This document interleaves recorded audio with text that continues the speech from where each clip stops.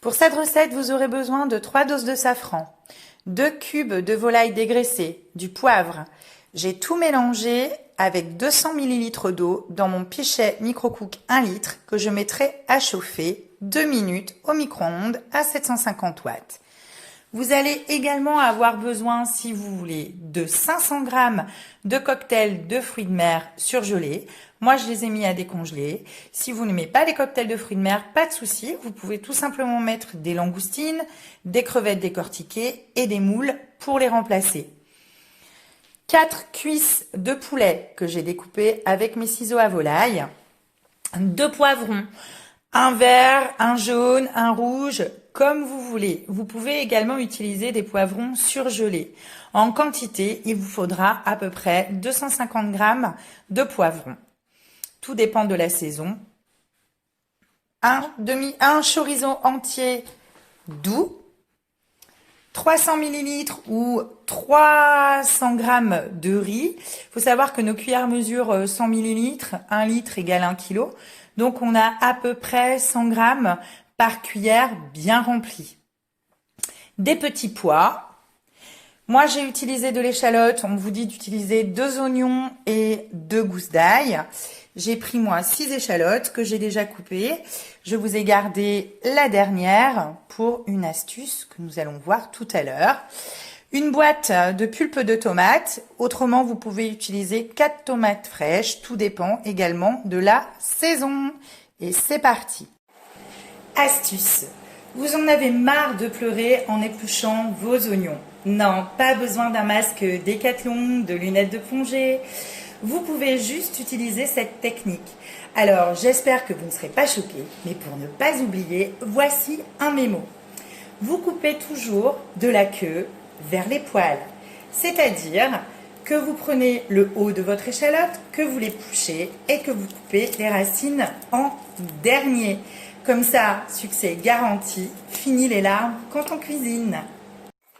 Donc j'ai mis l'ail et les échalotes dans mon turbo.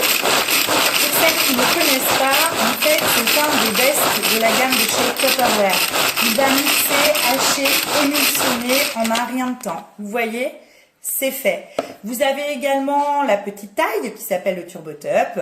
Moi, celui que j'utilise, c'est le Turbomax avec une extension. Je fais également ma mayonnaise dedans. Mayonnaise sans œufs, voilà. Et je peux hacher en plus grande quantité. Une fois que ça, c'est haché. Autre astuce, le poivron. Qui n'a pas galéré avec tous les grains à l'intérieur du poivron une fois qu'on le coupe? Donc, vous allez faire comme ceci. Vous allez couper le fond de votre poivron, qu'on garde évidemment, et faire un système de fleurs. Vous voyez, hop. Une fois que la fleur est faite, il ne vous reste plus qu'à couper. Et là, c'est magique. Vous voyez, les grains restent sur l'autre oignon. Problème résolu. Tupperware, j'adore. Une fois que vous les avez coupés, vous les mettez en petites lanières, comme ça, et on les joindra au poivron rouge qu'on mettra dans notre cocotte. Bon, je crois que c'est tout pour les astuces. Ben, vous savez ce qu'il nous reste à faire? Tout mettre dans la cocotte bento, notre Ultra Pro. En attendant, quand vous faites ça, vous pensez à le mettre à chauffer. Alors, pour préchauffer un Ultra Pro, quand même, c'est assez important. On vous demande de mettre votre four à préchauffer sans votre ultra dedans. Pourquoi? Parce que souvent, les fonctions de préchauffage des fours utilisent la fonction grill. Donc voilà, on évite de faire fondre son Ultra Pro.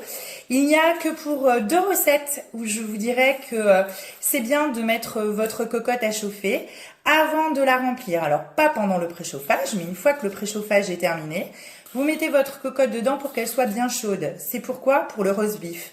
Parce que si vous faites un roast beef en mettant directement sans que la cocotte soit chaude, la viande ne va pas saisir et vous aurez un peu de bouillie.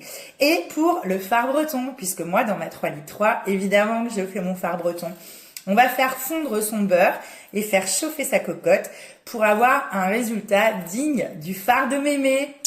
Allez, je coupe pour pouvoir tout mettre dans la cocotte et je vous montre avant de mélanger.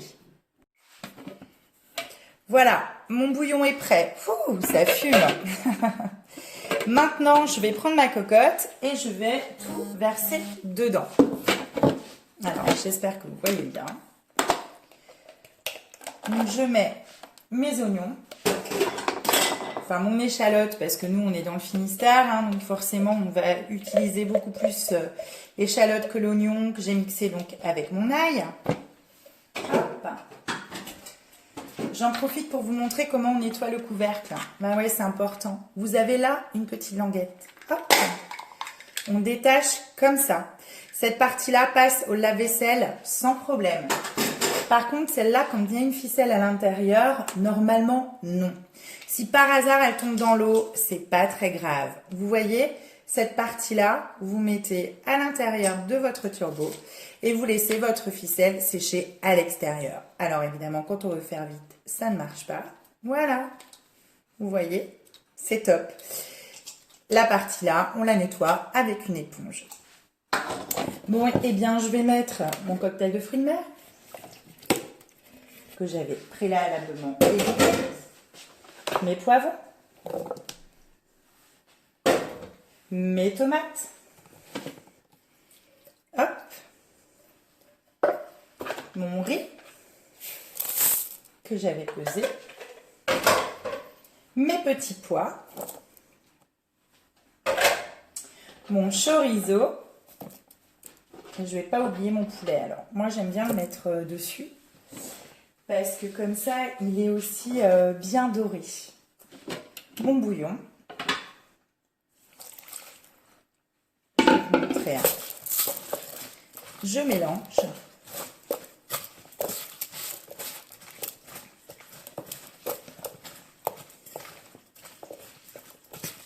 Hop là. J'utilise ma pince double qui ne sert pas que pour les spaghettis. Je pose mon poulet dessus.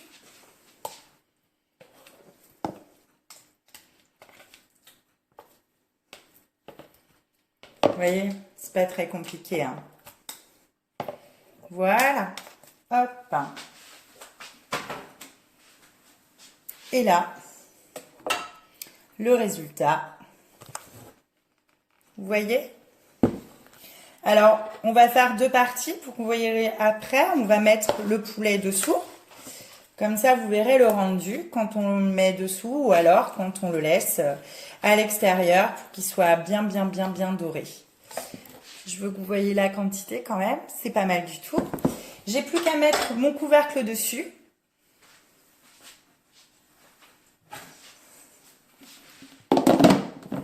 À enfourner. Il fait tout ce qu'il faut, 1h30 de temps de cuisson et c'est prêt. C'est juste magique. C'est pas très compliqué et franchement, elle est juste délicieuse cette paella. Alors, vous avez des questions sur les produits qu'on a utilisés, surtout, n'hésitez pas. Contactez-moi via notre groupe WhatsApp ou alors en message privé sur le 06 75 24 10 06. Ciao, ciao! À très vite pour le résultat. Ça y est, 1h20 de cuisson terminée, le four vient de sonner. Moi, pendant ce temps-là, j'en ai bien profité. Découvrons ensemble le résultat. Pour sortir mon plat du four, j'utilise les Manic Tupperware en silicone, super pratique. Alors, j'enlève le couvercle.